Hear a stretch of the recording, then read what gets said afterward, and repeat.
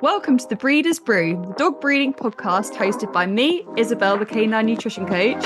And me, Sarah, the canine family planner.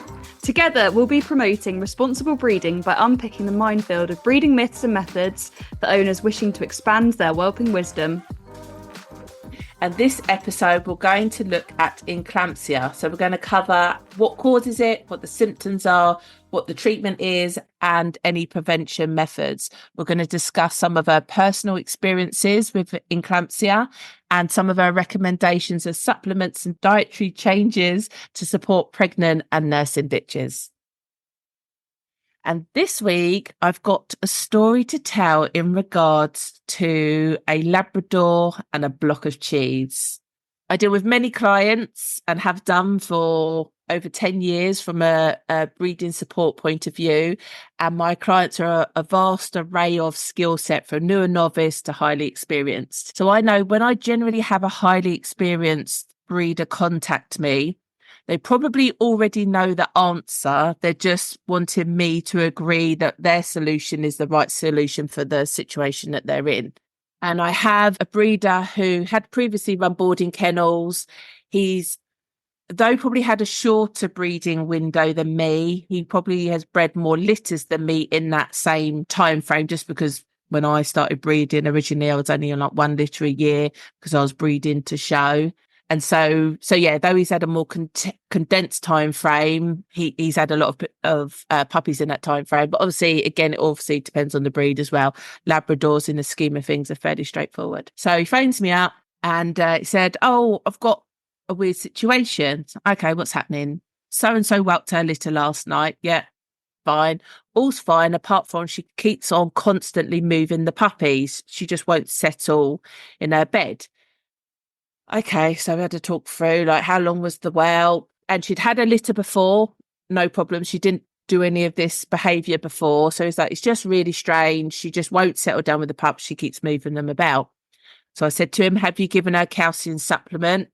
"No, I've never given any of my bitches calcium supplements before. And she's had a litter before and I didn't need to do it then. No, I haven't given her calcium." "Okay, then. Well, I strongly suggest that you give the female calcium.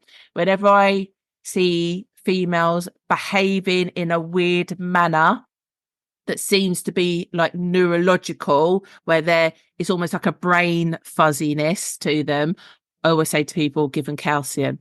So he was like, "I haven't got anything in stock. Like, I literally haven't ordered any calcium in. It's not in my whelping kit. I've never used it in my life before."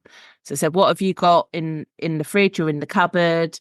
You'll see, like, Americans are obsessed with Tums, aren't they? They're like, you'll see this is, "Oh, giving them Tums," which I don't even know. Obviously, we could buy the equivalent of that over here, but I don't think we can actually buy that particular brand, but I could be wrong. So I said, "What have you got in the fridge?" And he just had a huge block of cheddar cheese. So I said, "Well, okay, then give her the cheese." Obviously, it's a dairy product. So the problem with giving calcium in a dairy format is you then could upset her stomach, because if she's not tolerant to dairy, then you're sort of causing another issue. Anyway, it's a Labrador, so they'll eat you out of house and home. She ate this massive block of cheese, and needless to say, within 30 minutes, she had calmed down. She was content with her pups and she had stopped moving them about. So that was his fast track experience into eclampsia. Da, da, da. Yeah, a quick solution of how to fix it, but not necessarily the best solution going forward. And actually, the whole point of this podcast is, what can we do to prevent that situation in the first place? So let's have a discussion about eclampsia. Absolutely. So yeah, let's talk about eclampsia. I think it's one of those things that as a breeder, there are probably very few must knows. A lot of new breeders, go into it, make some lovely puppies, don't always know an awful lot. And generally things, touch wood, go really nice and smoothly for them, which is great. That's what we hope everyone has, and great luck. But eclampsia is one of those things that, in my opinion, whether you are, quote, a breeder or you think of yourself as a pet owner having a litter, you must know about eclampsia, because at the end of the day, it is life-threatening. And there are things that you can do to minimise risk, very similar to mastitis that we will discuss in another episode. So yeah, I think let's get started and start unpicking this mammoth topic. It is a mammoth topic. So, from my understanding, eclampsia is when there is a deficit of calcium in the body. And this calcium is important because it's required for bodily functions. So, I've already alluded to sort of like a brain fog, but I'm sure there's other symptoms that is displayed with eclampsia. Is it also known as milk fever? Is that some like It back is, in the yeah. yeah? And I think, as I say, but it's a back in the day terminology, and also terminology that seems to be common in other countries. It's not so commonly chucked around in the UK at the moment. I don't know why. It seems to be out of favour as terminology. But yeah, if you pick up an old breeding Bible or something like that, it's likely to be referred to as milk fever in there. Okay. And so the symptoms that I've got noted would include things such as head tremors, high body temperature, panting, restlessness, and muscle spasms, such as leg twitching, stiffening of the body. Yeah, I think that's quite a significant amount of Yeah, it is. symptoms to observe in a female. And I think it's interesting actually, as the story sort of glossed over at the beginning, it is something that can literally take down the most experienced of breeders or complete novices. It's not one of those things where you think, oh well, I know what I'm doing, I know what I'm looking out for, so it won't happen to me. That is not the case. Every bitch is different. The way that her body will metabolize and store calcium each pregnancy could be different due to any number of environmental factors and just the way that her body's reacting to that pregnancy in general. Anyone that is a mum will know that no two pregnancies or births are the same, and it's exactly the same for dogs. I think we get lulled into this false sense of security if a bitch has had a litter before, that we think, oh well, she's fine, she knows what she's doing and her body knows. But no, it doesn't make her any less risk of having eclampsia on subsequent litters. So I think it's a topic that should be on everyone's radar for sure. Yeah, for sure. So what causes the low calcium? Why would a female's calcium levels drop? Well, let me jump in here with a bit of story myself, actually. Years ago, I had an acquaintance in same breed as me, actually, miniature Dachshunds, and she would classify herself, and as would I, as highly experienced in the breed. Breeding years, again, it was not a maiden bitch, and she had a bit of a panic at 5 weeks post whelp. What are the symptoms? In this case, it was literally one back leg stiffening, and that was it. So it was literally mum looked fine in the whelping box, nothing to necessarily write home about, nothing unusual. Literally one back leg kept just going a bit stiff when she was feeding the pups. And it was like, oh, that's really weird. So it can be the most minor of things. And that's what we're saying again, is observations and knowing your female is just super important, because you will then know, actually, no, her back leg doesn't just normally twitch. Fortunately, this lady noticed very quickly, jumped in the car, and before they even made it to the vets, she had what anyone would consider as almost a full-blown seizure. Really, really poorly. Got to the vets. It was completely touch and go. Obviously, at 5 weeks, the pups were semi-weaned. So again, lulled into a full sense of security where you think pups are on solid food. And this bitch had been reared with what anyone would consider as fantastic husbandry. She had been raw fed on a very good brand of raw food throughout the pregnancy, free fed essentially the whole time the pups were in the whelping box.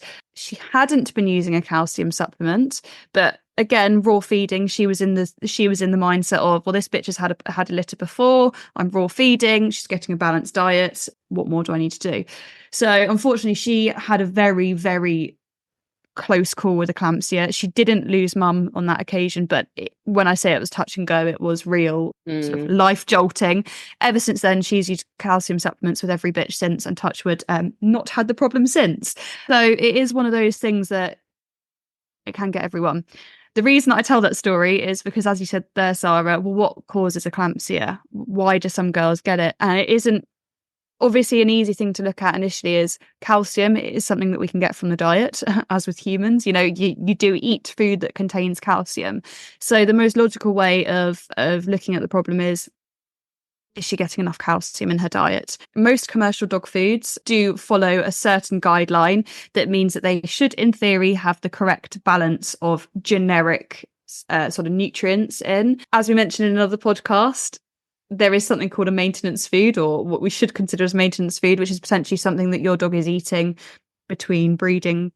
So yes, her nutrient requirements will go up during pregnancy. I'm not saying for a second that you should go out and start ladening her food up with calcium supplements while she's pregnant. That is not the case. However, there are some girls that are just naturally predisposed to being essentially fantastic mothers, where once they have those pups, everyone's popped out nice and safely, they start producing milk, and all of their calcium stores from essentially, which is where it's stored, is in the bones, get stripped out, and they give everything they can to those puppies, including their calcium stores. That is essentially what eclampsia is. It's when mum strips herself of calcium to produce the milk and be a good mum. There isn't necessarily no rhyme nor rhythm as to why her body goes out of what's called homeostasis, which is natural balance.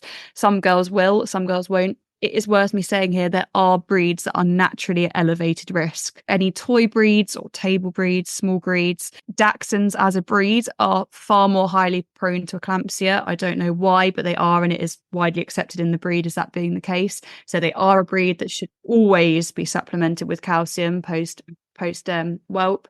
Would this come down to like they've got shorter legs, so they have less bones in their body, so surely they carry less calcium?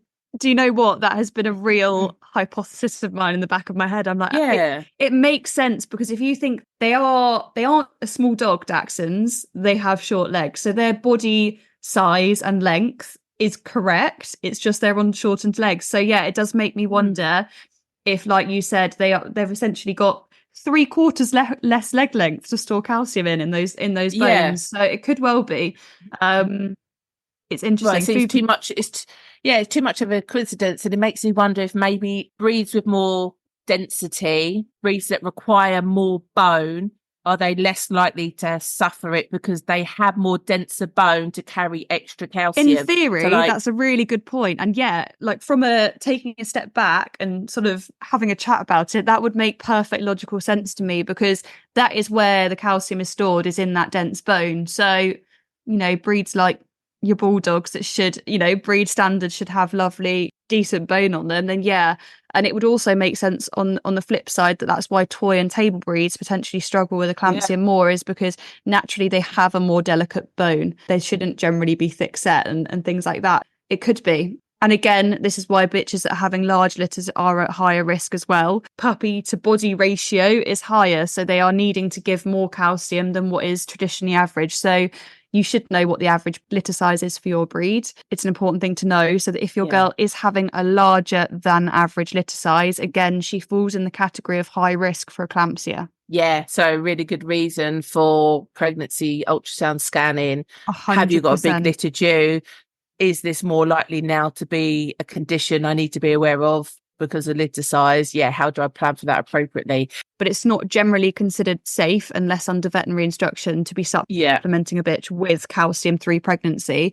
The reason for that is, mentioning the buzzword again, but homeostasis. So the body, homeostasis is a natural balance. It can be you can use the terminology in anything in life, but naturally our body sits at a point of homeostasis. So through pregnancy, hopefully your girl will sit at a point of balance, and her body will naturally safely deplete her own calcium stores suitably to grow those puppies, to then provide milk for those puppies. However, if that tips out of balance, that is when pre or post eclampsia can occur. As I've said there, it's just really important to know the signs, and particularly for pre-eclampsia, because we don't traditionally supplement with calcium through pregnancy, because the reason being is you knock off that homeostasis, or you knock off that natural balance. If you're then giving her additional calcium through pregnancy, you are sort of telling her body that there is a natural abundance of that.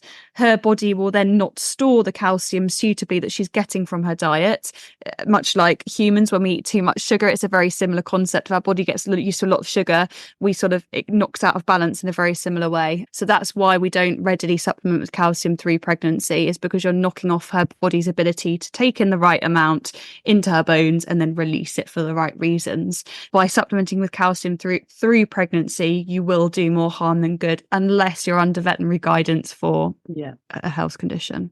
And I get asked about this a lot in regards to people are kind of aware that they should give calcium, but they have no clue as to when and really why. And I always say to people, calcium is definitely an important supplement, but you do not do anything until they're in labour. So it's active labour and they're having contractions, which I don't know if you want to talk about how calcium's used in that instance. I think there's this sort of myth that's gone around previously that you start supplementing before the delivery and all this kind of stuff, and quite scary that you're actually potentially doing more harm than good. So unless the vet says to give them supplement, you do not do anything until you've got an active labour or a puppy born, and Absolutely. then to supplement from that point. But so just to explain, why is calcium needed during labour? Calcium it's a very new concept. It's not new for the people that are in the biology world or sort of done this sort of background educationally.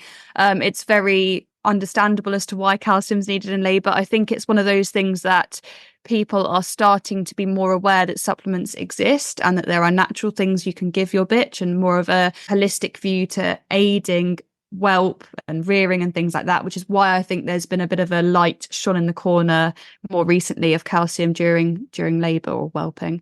The reason being is because all mammals that are built in a similar way, such as us and canines, we have muscles.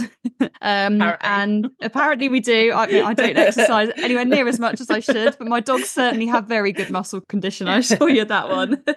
So we all have muscles, and there are a number of molecules, without getting too complex, I don't want to bore anyone to sleep, that are involved in the muscle's ability to pull. And that's what a contraction is. Our entire skeleton is pulled and moved by muscles, and dogs are exactly the same. So without muscles, we could not move. The reason that we can move is because a muscle pulls a bone in a particular direction. I'm not saying we need to move bones when we are in labour and whelp.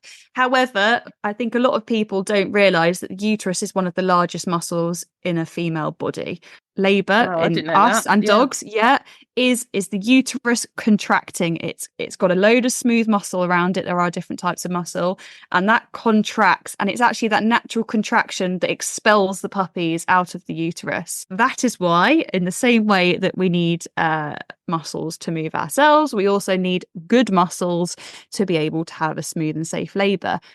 Calcium is needed for a muscle to contract. Again, without boring you all to sleep, there are a few different molecules that the muscles need. Without calcium, those processes to contract a muscle can't happen. You don't have enough calcium in your diet. Not only do you have poor bone density and just poor general condition, but your muscles can't work effectively either. When we're talking about the uterus needing to contract, that is a muscle and it needs calcium to contract. So that is why calcium is so important during labour.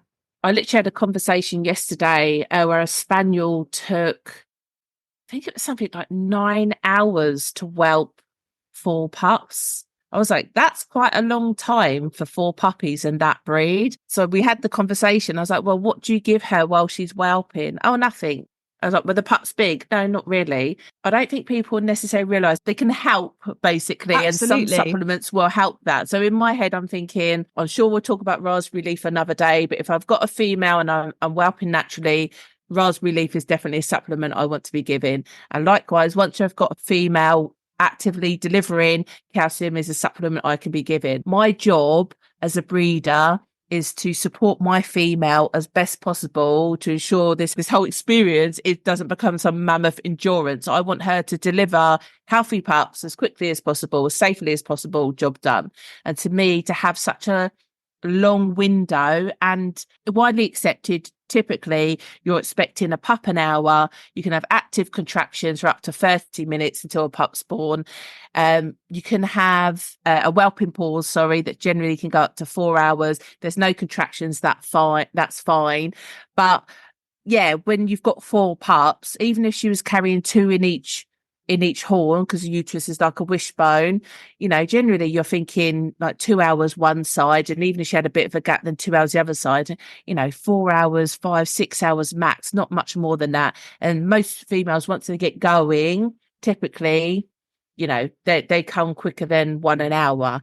I think that was an ideal opportunity that I said to her, well, if I was you, once it had slowed down, I would be giving calcium. I'd be getting her up and about. We just want, once contractions are started, we literally want them to carry on until all pups are safely delivered. So I just think some people just accept that a labour is going to be long. And obviously it's a multiple birth delivery. Yeah, of course. But the dogs are designed for that. And I just think some people just accept that, oh yeah, of course she's just going to do that about, or it's going to be this long. Well, no, not really. There are some interventions you can implement safely at the correct time that will actually hopefully support your female, make the whole process a bit more comfortable and a bit more seamless.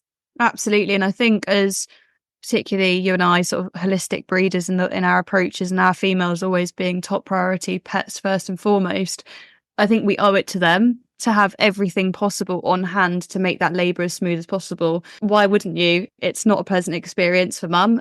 You want her to go through it as safely and swiftly as possible. Calcium is the easiest thing to have on hand. And to be honest with you, you need it.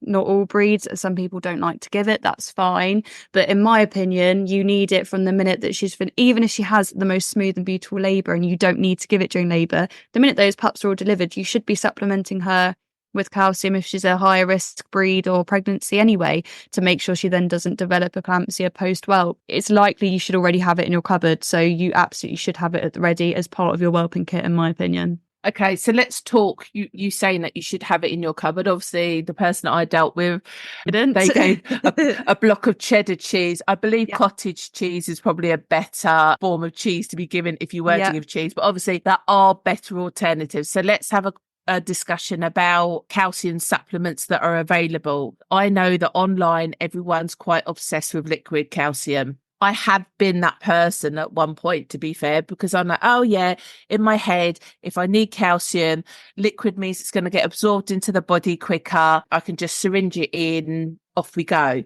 However, from my experience, I couldn't get that liquid calcium into the female come the third day of the pups. And so I always had 3/4 used bottles, and that was it. And never in the history of any of my litters had I ever managed to use a significant amount of liquid calcium, because she'd see me coming towards her with that syringe, she'd be like, I am off. Yeah. So it must taste absolutely foul, which is in some of these liquid calciums, because bulldogs aren't particularly fussy. Realistically, how much have I helped just giving supplements for just 3 days? Like what is that going to and you've had a battle while you've done it. Yeah, and then I've like partially tainted her whelping experience, or me coming at her with these syringes full of manky looking solution. Is liquid the way to go? Is tablet form fine, or capsules? Like, how important is Funnily it that enough, it's a liquid? My whelping experience has been very similar to you on the front of calcium. Years ago, again, having a breed that was at higher risk of eclampsia, we've always been proactive with calcium. Even 15 odd years ago, we were doing things to mitigate lack of calcium. When liquid calcium popped up on the market and was, it's been popular for probably, I don't know, since about 10 years ago, I'd say, off the top of my head, sort of 10 years ago up until recently, it seemed the way forward. Our girls are exactly the same as yours by the sound of it. They learn by literally the end of the first day what that syringe means. It's coming towards their mouths. And anyone that's spent a significant amount of time next to their bitch's whelping box will know that their poor mums' mouths are constantly doing something, whether that's stimulating puppies, just trying to relax. The chances are they're in a warmer environment, so they're probably a little bit dehydrated. And I can't imagine how awful it must be for them having foul tasting liquids constantly shot into their mouths when they're already clearing up urine, probably potentially a bit of urine burn around their mouths, in their mouths, dehydrated. It's the last thing they want in their mouths, so don't blame them. Yeah, I know. I had a client say to me, she was doing liquid calcium with her spaniels, and it was actually making them sick. Yes, you are not the first person I've heard that from. They weren't even keeping in what you were giving them, and then actually probably made it even worse, because now they're being sick with a bit of food that they had eaten that now they've not. And she said to me, like, I don't know what to do. So obviously, because I know you, I just said, we'll just give her capsules. Yeah. Funny enough, I've had exactly that experience myself as your client, because years ago we jumped on the bandwagon, as does everyone, of liquid calcium, and we had a girl that was being violently sick, really intermittently, no rhyme nor reason. It wasn't constant. We could not get to the bottom of it. We had a couple of day-old pups at home. We were going back and forth to the vets. Obviously, you know what it's like when you've got a poorly mum. You think, let's throw the kitchen sink at her and make sure she's okay as our top priority. Back and forth to the vets, could not get to the bottom of it. Full blood panel, everything else, everything's coming out fine. After a good lengthy discussion with the vet, we were going through all the things we were feeding. The only thing we were doing differently, realistically, in the grand scheme of things, was the calcium. liquid calcium, got home, cut it out, lo and behold, no more sickness. So after literally hundreds, probably nearing thousands at the vet, it was something as simple as what we were doing wasn't the right thing for her. It's worth saying that calcium naturally does not come in liquid form. So if you look at elemental calcium, it's in its natural state, it is not a liquid. Water obviously is a mixture of molecules, but nonetheless, you think of water, it's a liquid, naturally at room temperature, it's a liquid. Obviously, we have to mix elemental calcium with things, or it has to come in a certain form. But liquid calcium has been made liquid for our benefit. It's been made into a liquid because we can dosage it really easily with your syringe, pull it out to the right quantity, and it's super easy, in theory, to get into your female, which is why it's been made a liquid. But to be made a liquid, obviously, it's got to be mixed with loads of things. So a really common ingredient is glucose, which is literally sugar, which, as you can imagine, a lot of dogs aren't used to eating. A lot of dogs don't naturally have a lot of glucose syrup. So it's no wonder that suddenly when you're giving a bitch a quite large quantity of glucose, that it's going to do something. Some girls might get a bit of a benefit out of that energy rush. On the other hand, if your bitch is on something that's similar to a keto diet or a pretty sugar-free diet, which most dogs are, if you're pumping a load of glucose into her, you're going to make her feel pretty unwell. But at the end of the day, it's been formulated that way for our benefit. Yes, liquid calcium exists. I'll chuck a caveat in here because we only actually discovered this off the back of our girl being so poorly on liquid calcium, which is actually how sort of Canine Nutrition Coach came to be. It was sort of off the back of this entire embroiling story. We did some research into liquid calciums and common ingredients and what could be making our girl so sick, because we still needed to supplement her with calcium to keep her safe, and we were looking at all different things that we could be doing. Quite surprisingly, a very common ingredient in liquid calcium is propylene glycol. I may not have said that completely correctly, so feel free to correct me in the reviews, guys, but it is actually a very brilliant ingredient in antifreeze. Don't ask me why that we are putting it in dog foods, dog supplements. It's an interesting one. From what I understand, it is to make the dog food, liquid, whatever, stable for a longer period of time and easier to manufacture. Oh, like a preservative then. Yeah, something like that, and anything in between. I mean, I'm careful even about, exposure to floor cleaning products and things like that with my dogs. I'm not really sure if many of us knew that we were feeding our dogs antifreeze, we'd be too cool with it. No, not at all. Especially at a time where she's got pups and is quite vulnerable. And it's crazy. They just believe, but it is. Yeah. It's one of those things that you just. Why would you check? Why would you check the back of that bottle if it's got a picture of a dog on it and you're told it's calcium for dogs? You've got trust in the manufacturer, the provider. Why wouldn't you? The same way we do in dog food and everything else. It was a bit of a groundbreaking shock to us that we had been feeding our girl antifreeze. It was harrowing. It really was. We were taking a long, hard look in that mirror. We were quite disappointed.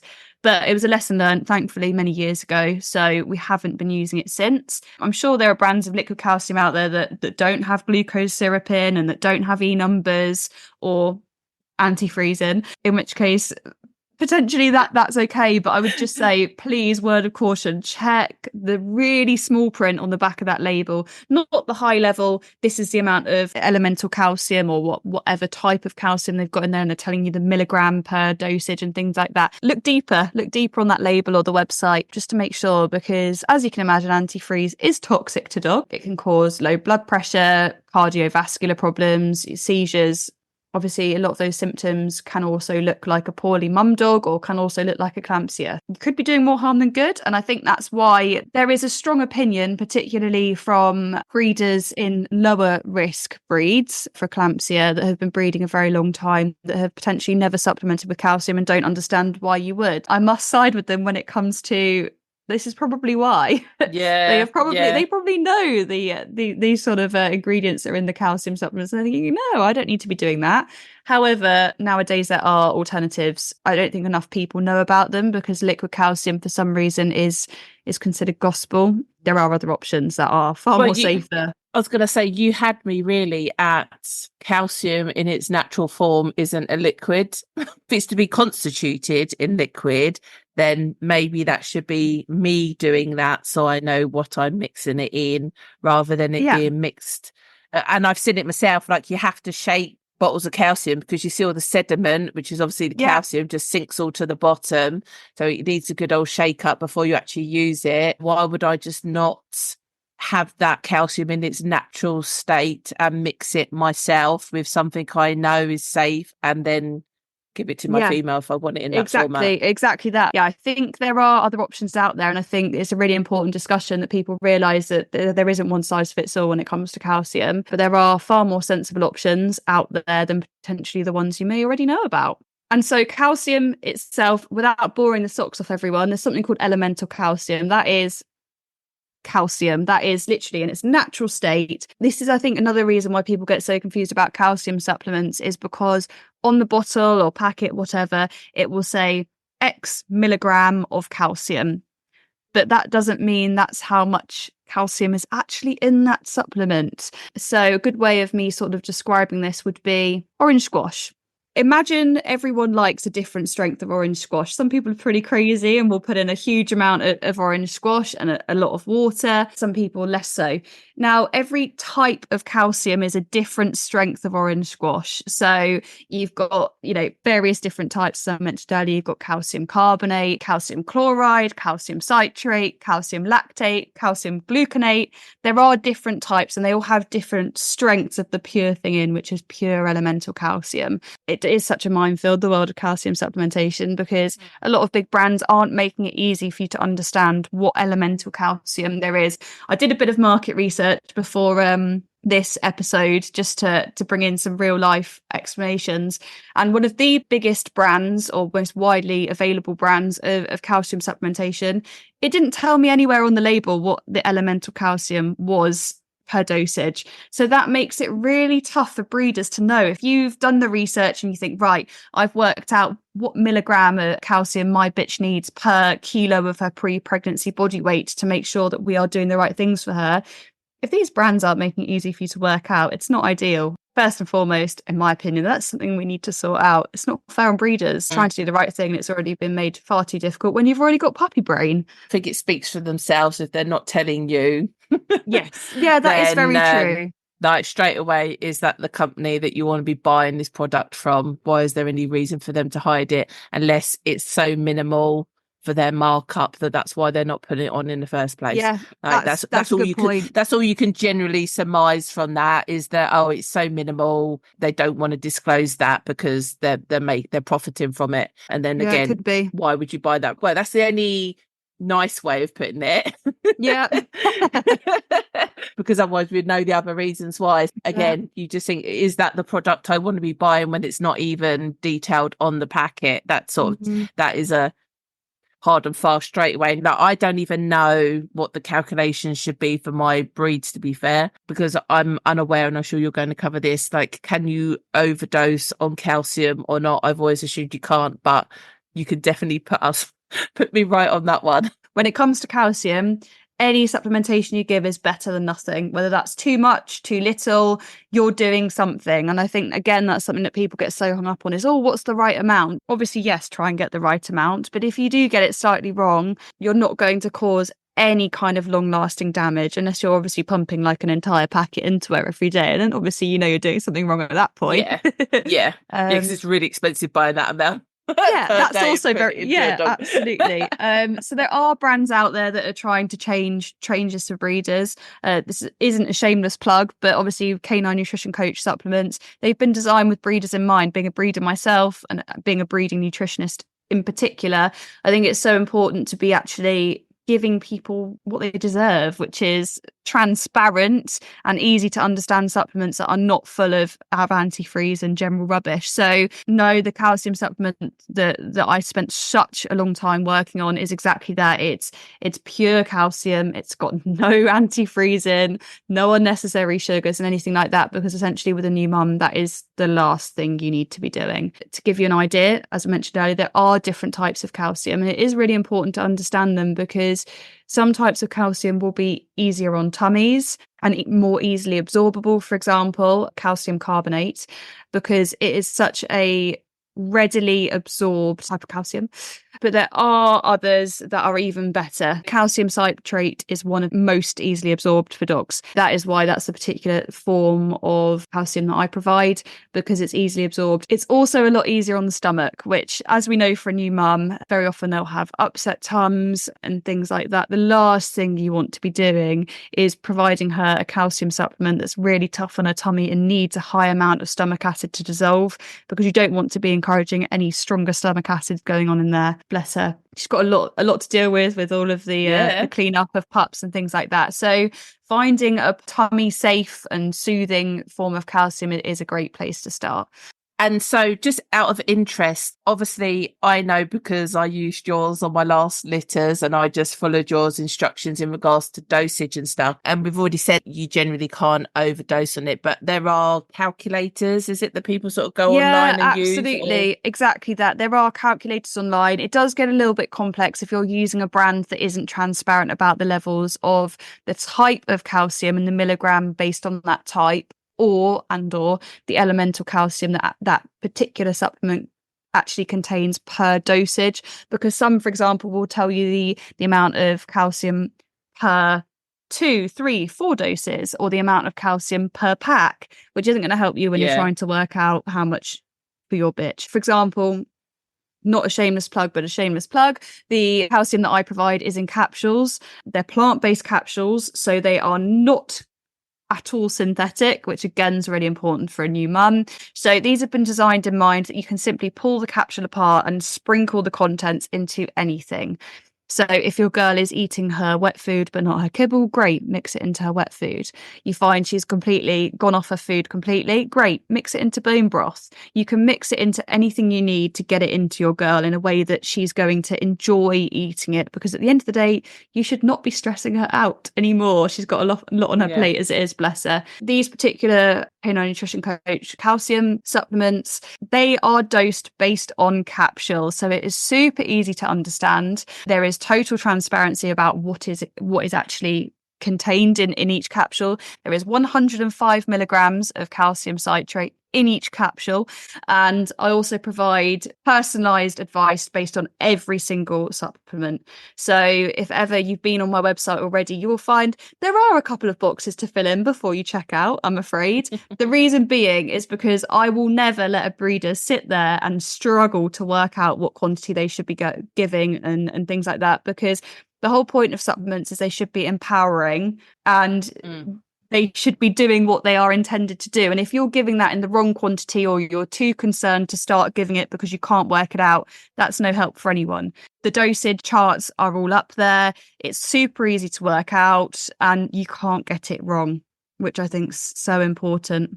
Yeah. Well, as you say, I think the detail is on the label, and I used your products for the last 2 litters. And I just followed the instructions basically what I can read. So let's understand it. Is calcium like tasteless, low taste triggers? What's the so it would depend. It would depend on the form of calcium as well. Obviously, if you go and use another brand, I can't confirm what they do or don't. So essentially, again, to fill an entire capsule and have it run through the manufacturing pipes, generally. Particularly to reduce costs, some manufacturers will put in very cheap filler. So depending on what that filler is, that may not be flavourless. So it's worth considering that. Actually, that's another benefit for more pure products and those that are without synthetic fillers. For example, something like a brown rice filler is a very sensible filler.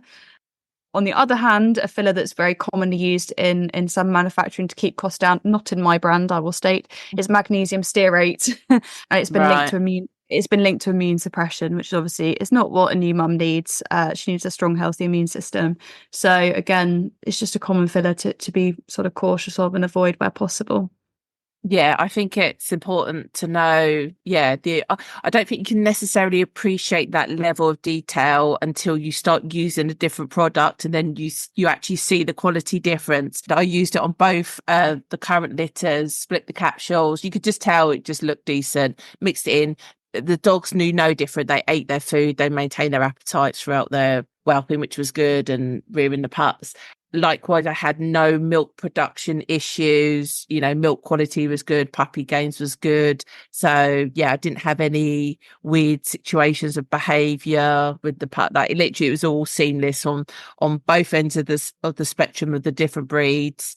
So yeah, without a doubt, going forward, it would always be something. It'd always been something that I started but never completed all the way through, because say I just couldn't get that calcium in them from the third day onwards. And Which I again, think is maybe really that's important, which is a really interesting point you raised there. If most people are giving up calcium supplementation at day 3, that's generally when milk's dropping, or around the time yeah that milk's dropping, which actually, when you think in terms of calcium requirement, you would expect that to actually increase following those 3 days rather than the initial 3 days where it's predominantly colostrum production. So potentially counterproductive if you're only supplementing for the first 3 days, because you're giving mum an abundance of calcium, sort of shunting her homeostasis balance off, where she's thinking, oh, I've got loads of calcium, I don't necessarily need to mobilize what I've got in my system, and then that to then be cut off. You could be potentially, I don't know, yeah, not a well, vet. the bull breeds and milk production being a bit ropey and a bit poor, and maybe that was all me my fault.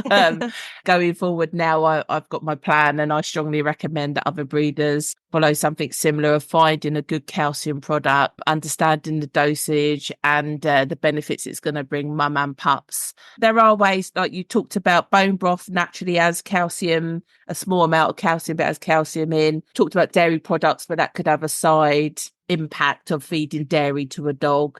There's Yes. other natural ways, or dietary ways, such as leafy greens, kale, broccoli, seaweed apparently as well. But I mean, I don't know if I tried to start feeding my dog seaweed that's never eaten seaweed before, Yeah, would I be think funny interested. enough, I had a really interesting conversation with a coaching client literally this week actually, because they had been very proactive, which is always brilliant to see. Been in loads of feeding groups on Facebook and the likes, and they had been strongly recommended to start feeding a specific type of seaweed through pregnancy. And we had a really interesting debate about it, because I said to him, well, what have you been he was raw feeding, for transparency here. I said, what have you been adding to her raw food for the last 12 months? Nothing was the answer.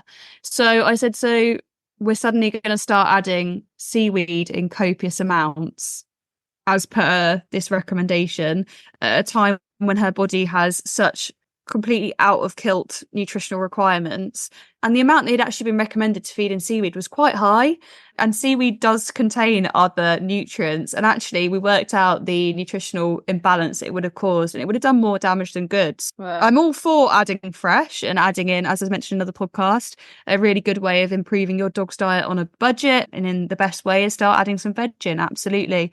But don't go crazy. Don't just pick one particular type of one particular food group and go crazy adding it, because if your dog's not already used to it, you could cause an imbalance. no, that's a fair point. And while you talk about diet as well, what's the do's and don'ts in regards to calcium, particularly for raw feeders, Yeah. pre-whelp, post-whelp? Because I think they're aware of, if they're feeding bone, bone is in the diet, what do they need to do differently before the whelp and after the whelp? So I don't know if you just quickly want to touch on that. Yeah, I'll happily gloss over that. And again, this is one of my most common questions, actually. So I should have probably started with this one. It's something that I am asked day in, day out, is bone and raw feeding and things like that. A lot of breeders like to reduce bone content in the diet from week 7 of pregnancy. So that's 49 days gestation, around the time when you could also do a progress scan. And I always do a progress ultrasound at that point to check that the fetal development is on point. You definitely pick up bone formation on a Yeah. progress scan, where you literally actually see ribs, spine, Yeah. can measure skulls. So and it's almost you can see the brightness. I guess it's a calcification. You can literally, Yes, the it is. brighter white it is, like it's decent bone there basically. Yeah. If it was all grey and murky, there would be a questionable, this one's not looking typical. Why is that the case? So without a doubt, that can get Yeah. picked up at that point. Yeah, so it's a really poignant part in the breeding journey for me. I know at week 7, there's a few things that happen. We change diet slightly, we start nesting, we go for our progress scan. It's quite an easy window to remember. I also raw feed mine generally through pregnancy. I start reducing bone content from week 7. The reason being is there are few reasons actually. It goes out saying anyone that's had a pregnant bitch will know in the final weeks they can get a little bit full, a bit uncomfortable, particularly if it's a large litter. you'll generally find that you need to start feeding smaller, more frequent meals. And as we all know, anyone that's a raw feeder, the benefits of our lovely little dog poos to clear up. They're great. They're wonderfully non-offensive. However, you can imagine that if you have a bitch on a slightly higher bone content, without being too graphic, we're all dog people here, poos do become a lot harder and more solid because of that higher bone content. So if she is already uncomfortable when going to the toilet from having such a large tummy, the last thing you want to be doing is providing her food that's going to make her stools harder to pass and more firm. So that's a great reason of reducing bone content in those final weeks, is just making it more comfortable for her when she's going to the toilet. Secondly, is to make sure that we are not inundating her body with calcium. So some breeders obviously naturally will increase the food intake in those final weeks. If you are increasing her food intake in the same ratio, naturally she will be eating more calcium, because if we are increasing her diet as a whole, we are increasing her access to all of those nutrients. So if you are increasing the amount of calcium that she is being fed, as I mentioned earlier, you are naturally going to disrupt the balance that calcium is in her body. So we don't want her body thinking that there is an abundance of dietary calcium being set up for eclampsia post-pup. So it's another way that the joys of when you're feeding a more tailored approach of dog food, you can tweak things and change the way you feed. So yes, I do reduce the amount of calcium in the form of bone in the final weeks of pregnancy for those two reasons. Is that just a case of, do you just switch to a boneless meat? Is that what you do, or do you do something different? Again, it depends on what your girl's settled on, what her dietary preferences are. But one of the benefits of raw feeding is you don't have to be loyal to a brand. You can kind of shop around, find a particular protein that works for your dogs, or hopefully a set of proteins that work for your dogs. So in the final few weeks, I will buy in additional boneless minces, absolutely. And then I can basically essentially water down the completes or whatever I might be feeding that have the bone content in. I do reduce the number, anyone that's doing DIY raw feeding. For anyone that doesn't, essentially what that means is a raw feeder will try and mimic a natural diet in the wild. It might provide a bone heavy meal, for example, a duck neck or a chicken wing, or any combination of high bone content food items or prey items, and in the next meal they're likely to feed a lower bone content meal and try and balance it out. As a DIY feeder, you do need to be more conscious that you are reducing the amount of heavy bone meals. Again, the reason being, if you're feeding a heavy bone meal for breakfast as part of a DIY balanced diet, she is going to find it harder to pass those stools initially. So if you are a DIY feeder, I presume that you've got your balances perfectly worked out, but if not, you can err on the side of caution, slowly move across to completes, and then obviously be watering bone content down with boneless. Or if you want to consider continuing with DIY, that's great, but just add in some more boneless meals, I'd recommend.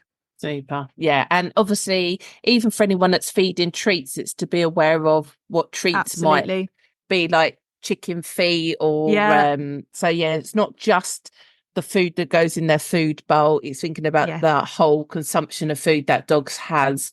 Absolutely, exactly that. And chicken feet are dead popular, so that was a good one to bring up. Yeah, exactly. In all forms as well, I assume. Processed and non-processed. I've got my preferences. Yeah, I like a minimally processed chicken foot in this household, but whatever floats your boat. Yeah, I say I like a puffed chicken foot here, because the bulldogs are really greedy and they choke on anything that isn't slightly processed, because they eat it whole and then they puke it up and then they eat it again. So a puffed chicken foot is my preference here. It's just a slightly safer. Right. Is there anything else that we haven't covered with eclampsia that we should cover? When to finish supplementing is really important, and when the risk of eclampsia starts to diminish. I think a lot of people don't realise quite how large the danger window is. I think it's because, again, full sense of security. Once the pups are up on their feet, eyes are open and everyone's thriving, mum's bouncing back, wanting her dog walks, depending on the bitch, sort of 3, 4, 5 weeks post whelp. Sometimes we forget that she isn't still in that danger window. So for high risk breeds, as I mentioned earlier in the podcast, obviously they need to be supplemented a lot longer than lower risk pregnancies. So I recommend that these kind of girls are supplemented until at least day 40 post whelp. Stop supplementing around when the pups hit 6 weeks, by which point hopefully you will have been well on your way to weaning them. They'll have been nicely sort of reduced on mum. Milk supply will be diminishing, and I would not be supplementing any sooner than when the pups hit 6 weeks. Obviously, if your bitch is a lower risk and you're weaning earlier and it's all gone to plan, obviously you could stop supplementing a little bit sooner than that. But personally, in my breed, I supplement until 6 weeks. Sounds fair. Yeah, I think with the lab I did quite a long time, more than I would ever It feels bizarre. As I said, I've only ever done to day 3, so it all felt long, to be fair. Yeah. But the way that they were taking it was easy enough. It was no hard work. A lot longer than you would think in your head. Yeah, for the reasons it does feel given. bizarre. Yeah. It feels like a very long time. Once you've got 5-6 week old pups running around, it does feel a bit bizarre giving a calcium supplement. But to be honest with you, it is in that sort of 4-5 week window where a lot of people find themselves in the realms of eclampsia, because they've reduced mum's food intake. You feel like you're out of the woods. You're not necessarily monitoring her quite as much. And actually it's a really, really common window for girls to go down with eclampsia. And I think a lot of people assume it's going to be when she's in the whelping box still, but it's very common for her to go down with it much further on. Yeah, no, really valid point. We are done. I believe in this series be split into 4 mum focused episodes and 4 puppy focused episodes. So this kind of concludes the mum focus episodes, and we're going to switch across, but obviously they're interlinked, so we will always flip back and forth. But yeah, that's it for eclampsia. The usual, could you please share us with like-minded breeders? And I mean proactively share, which means like Facebook, Instagram, talk to people, send them the QR link, copy and paste the link wherever you're subscribed to this podcast. Be a bit proactive for us. That would be great. We want to take over the world. No, we don't. We want to help as many people as we can. Yeah, that's what we want to do. Yeah, we're not a Donald Trump. We want to actually help people. Absolutely not. Please share, please rate, please review us. All these tiny little things that cost you nothing will help this podcast and help gather exposure to help other breeders. Ultimately, that's what you're doing. It's not necessarily helping us, it's helping the next generation of breeders. So subscribe, share, rate, review. That's it. That's all I need to say. Thanks very much for joining us. And thanks for listening. Hey, before you go, head to breedersbrew.com to claim your free critical care sheet and receive your invitation to join us in the Breeders Brew Community Forum.